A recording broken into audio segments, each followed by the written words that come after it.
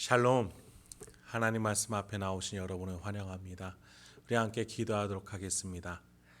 하나님, 오늘도 우리가 하나님 말씀 앞에서 은혜를 받을 수 있게 하여 주심에 감사드립니다. 우리의 영혼이 이 시간에 일어나 또 우리의 마음이 열려 들을 수 있게 하여 주시고 깨달을 수 있게 하여 주시옵소서.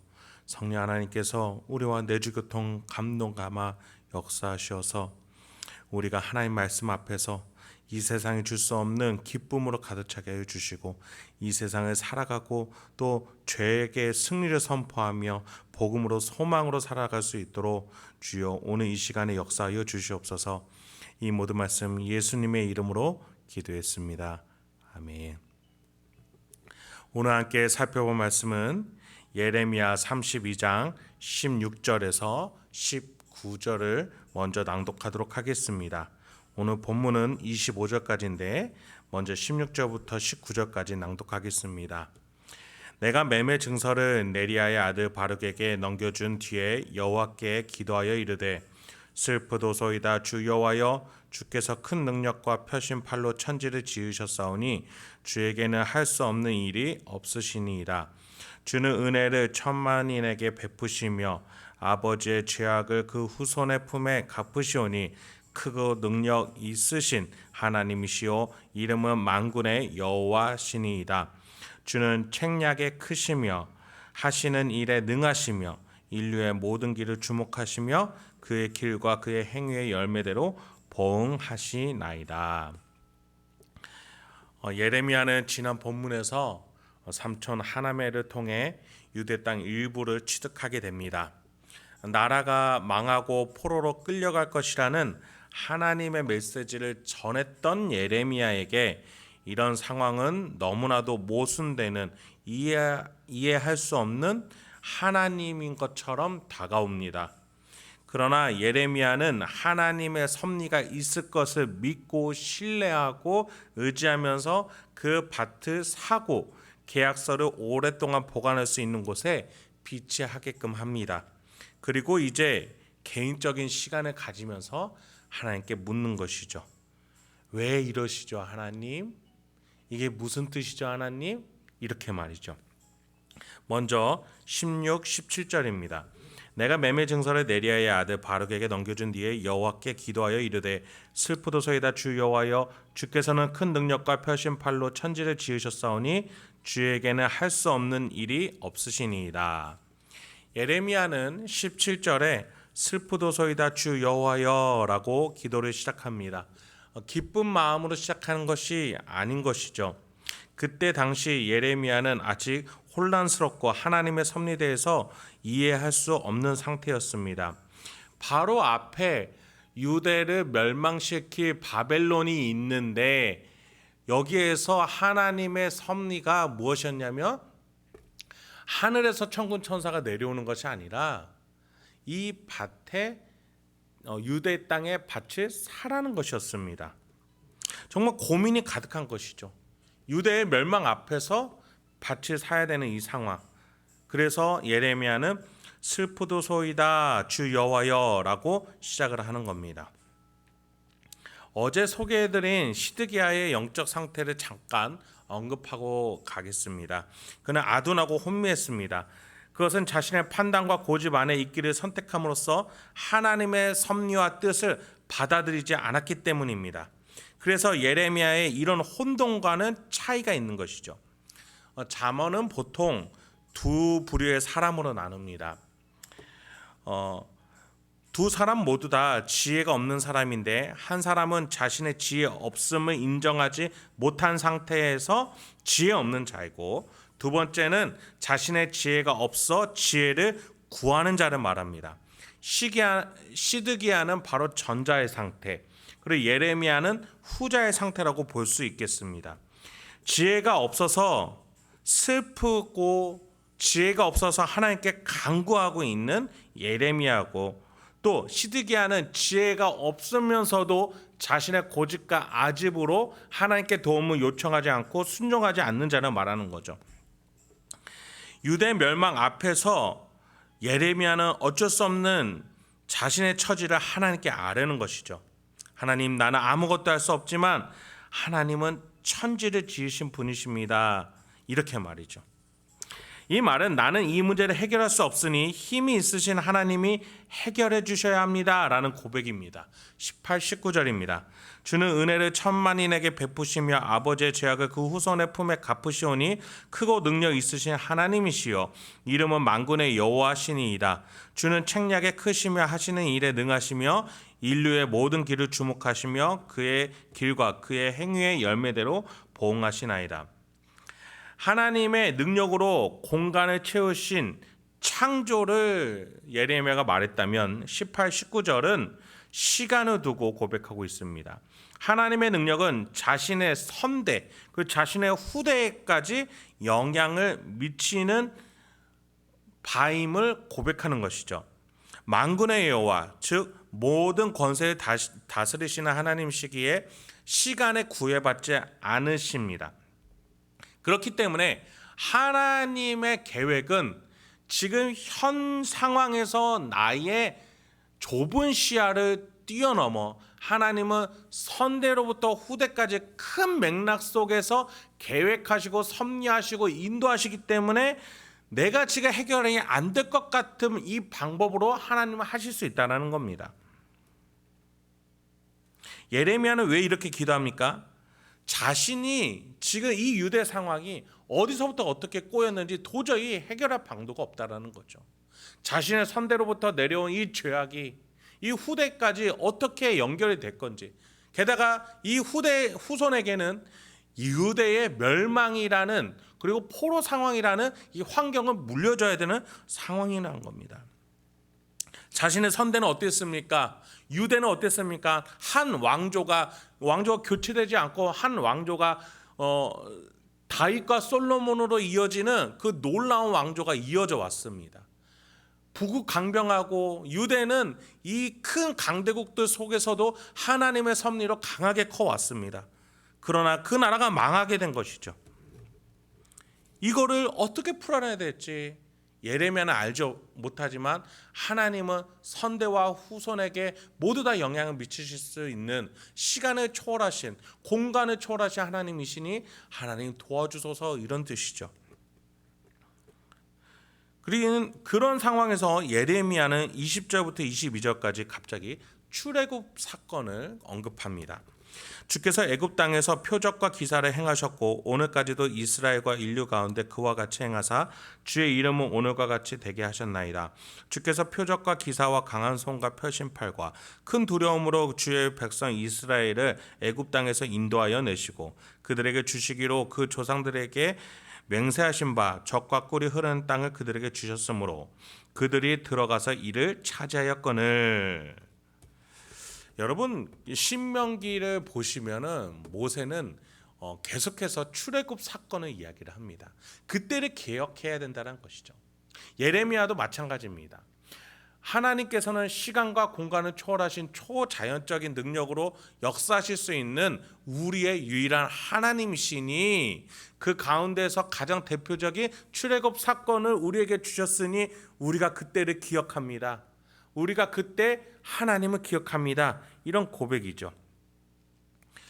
모세도 신명기에서 계속해서 이 세대, 광야의 이 세대에게, 두 번째 세대에게 출애굽 사건을 기억하라고 말해줍니다. 그러면서 10장 13절에 이렇게 말합니다. 내가 오늘 내 행복을 위하여 내게 명하는 여호와의 명령과 규례를 지킬 것이 아니냐.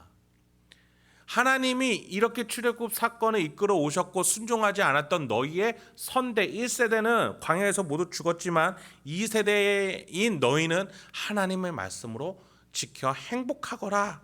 이거를 계속 얘기를 하는 거죠. 초자연적인 하나님이 우리에게 말씀하신 바가 있다면 그것을 지켜라. 그것이 행복이라 라고 말이죠. 이거 예레미야도 잘 알았을 겁니다. 이 모세오경을 받은 예레미야도 잘 알았을 거예요. 그런데 자신의 나라, 자신의 현 시대의 국민과 백성들과 지도자는 어떠했습니까? 하나님의 말씀을 지키지도 않았죠. 하나님이 이웃을 사랑하고 하나님의 말씀을 사랑하라고 말했지만 그들은 지키지 않았습니다. 그래서 예레미야 알았습니다. 재앙이 올 수밖에 없구나. 이 바벨론이 우리 앞에 온 것은 우리가 자초한 일이구나. 그러니까 이 예레미야는 슬펐던 겁니다. 23절 하반절에 예레미야는 이렇게 말합니다. 주의 목소리를 순종하지 아니하며 주의 율법에서 행하지 아니하며 무릇 주께서 행하라 명령하신 일에 행하지 아니하였으므로 주께서 이 모든 재앙을 그들에게 내리셨나이다. 광야 1세대가 이렇게 불순종으로 멸망했듯이 우리도 멸망할 수밖에 없겠구나. 그걸 본능적으로 예레미야는 알고 있었던 겁니다. 여러분이 기억하시는 출애굽 당시에 이스라엘의 불순종 무엇이 있었습니까? 다베라에서 여호와의 불이 진영 끝에 내려 심판을 받고 또 먹는 것으로 불평이 가득하니까 메추라기 새를 보내주셨지만 감사하지 못하고 욕심을 부린 자들에게 또 재앙이 내려지고 또 모세의 형제 자매 아론과 미리암은 모세의 권위에 대항해서 나병이 걸리고 또 당파를 지었던 고라당은 지진으로 땅에 떨어져 죽게 됩니다. 예레미야는 자신의 선조들이 하나님의 능력을 경험했음에도 하나님을 신뢰하지 않고 눈앞에 자신의 상황과 고집, 판단 기준만 내세움으로 스스로 재앙을 자초했던 것들을 기억하면서 그게 우리의 죄구나. 우리 또한 우리의 선조들처럼 하나님이 계속 베푸시는 긍휼을 의지하지 못하고 우리 또한 고집스럽게 하나님을 멀리했구나. 그래서 바벨론이라는 재앙이 우리에게 닥쳤구나. 그러니까 슬프고 답답한 심정이었던 겁니다. 24절로 이어집니다. 보옵소서 이 성을 빼앗으려고 만든 참호가 이 성에 이르렀고 칼과 기근과 전염병으로 말미암아 이 성이 이를 치는 갈대인의 손에 넘긴 바 되었으니 주의 말씀대로 되었음을 주께서 보시나이다. 예레미야는 인정할 수밖에 없는 거죠. 천지창조와 출애굽을 고백하면서도 하나님의 뜻대로 되기만을 기다릴 수밖에 없었습니다.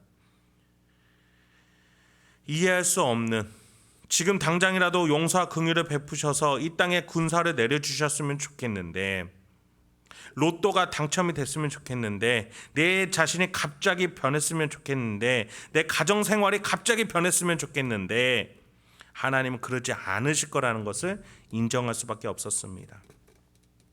그리고 예레미야가 말했던 것처럼 주의 말씀대로 되었음을 주께서 보시나이다. 인정할 수밖에 없었다는 것이죠. 그래서 예레미야는 붙잡을 게 이제 아무것도 없었습니다. 우리의 죄로 우리는 재앙받을 수밖에 없겠구나. 그런데 딱 남은 한 가지가 있었습니다. 25절입니다. 주 여호와여 주께서 내게 은으로 밭을 사며 증인을 세우라 하셨으나 이 성은 갈대인의 손에 넘기신 바 되었나이다. 무슨 말입니까? 이 성은 이제 넘겨진 바 될 것입니다. 이거를 받아들일 수밖에 없어요. 인정할 수밖에 없어요. 근데 붙잡을 거 하나가 있었습니다. 은으로 밭을 사는 것이었습니다. 하나님이 망하게 된 우리에게, 망하게 된 유대에게 그래도 하나의 피할 길을 주셨어요. 이해할 수는 없지만 이게 지금 당장 우리에게 실효적인 실제적인 해결책가 아닌 것 같은데 하나님이 주셨다라는 거예요. 뭐예요? 은으로 밭을 사라. 그래서 예레미야에게 지금 요구되는 것은 무엇입니까? 이해되지 않는 하나님이라도 믿어라. 너의 경험과 너의 고집과 너의 아집 안에서 필요한 것을 구하지 말고 하나님의 신비한 구원의 섭리를 믿으라는 거예요. 그렇습니다. 우리는 때때로 문제 앞에서 역경 앞에서 뭐밖에 없다라는 말밖에 듣지 못합니까? 기도밖에는 없다라고 말하죠. 우리가 무릎 꿇는 것밖에는 기다리는 것밖에는 예수의 이름을 믿으면서 그 복음을 의지하는 것밖에는 할 수 있는 게 없는 그러한 고난의 때가 오기도 합니다. 그래서 우리는 그때 내려놔야 합니다. 내 힘과 내 경험과 내 아집을 내려놓고 내가 죄 안에서 태어났고 죄의 공동체원으로서 자랐으며 죄라는 환경 속에서 우리의 입과 손과 발은 죄를 만들어낼 수밖에 없음을 인정하면서 지금 내가 닥친 이 고난이 나 때문인 것인지 아니면은 나와 상관없는 곳에서 시작한 것인지 그것조차 알 수 없는 상황의 혼돈의 상황 속에서 우리는 은으로 밭을 사라는 하나님의 명령처럼 예수의 이름으로 기도하고 그 복음을 믿으라는, 정말 지금 당장 내 눈앞의 문제와 전혀 상관이 없는 것 같은, 실효성이 없는 것 같은 무릎을 꿇으라는 그 하나님의 복음을 우리는 믿고 의지해야 될 줄 믿습니다.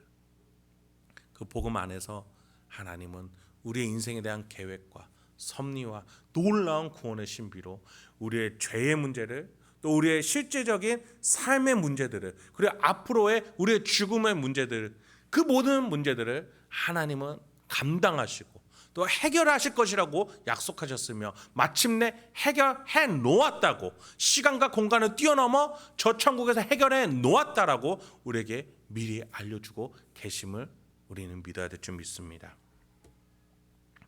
그렇습니다. 예레미야는 바룩을 통해 이때를 기억하면서 적었을 겁니다. 그때 나는 어떤 심정이었지? 나는 하나님을 믿었었나? 은으로 밭을 사는 게 무슨 의미가 있나? 바벨론이 코앞인데 왜 하나님이 이러실까? 이렇게 내가 생각했었지. 그런데 나는 그때 하나님의 신비를 알지 못했지만 하나님의 말씀에 순종하면서 살았었지. 이렇게 기억하면서 바룩과 함께 적었을 겁니다. 예레미야 하나님이 지금 우리의 하나님이신 줄 믿습니다.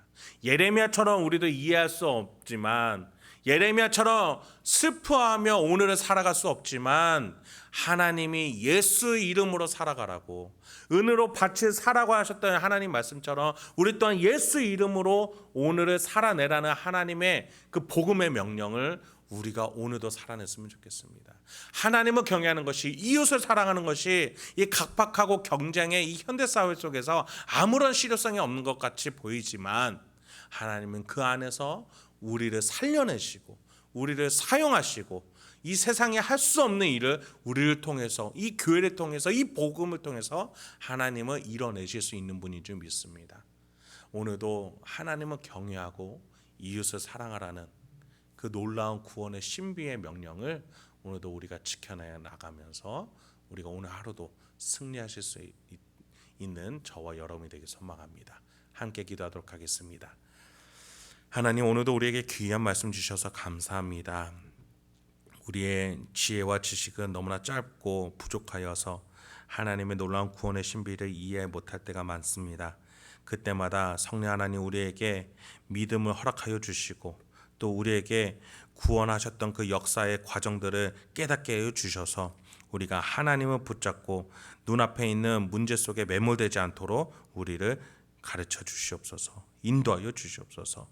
우리 성도님들 많은 문제와 역경과 아픔 속에서 오늘도 살아가고 계십니다. 오늘도 믿음의 놀라운 축복과 인도하심을 허락하여 주시옵소서. 이해하지 못할지라도 하나님을 신뢰하면서 예수 그리스도의 십자가로 구원받고 은혜 받았던 때를 기억하면서 그 예수 이름으로 오늘도 살아낼 수 있는 우리 성도님들과 제가 되게 하여 주시옵소서. 이 모든 말씀 예수님의 이름으로 기도했습니다. 아멘.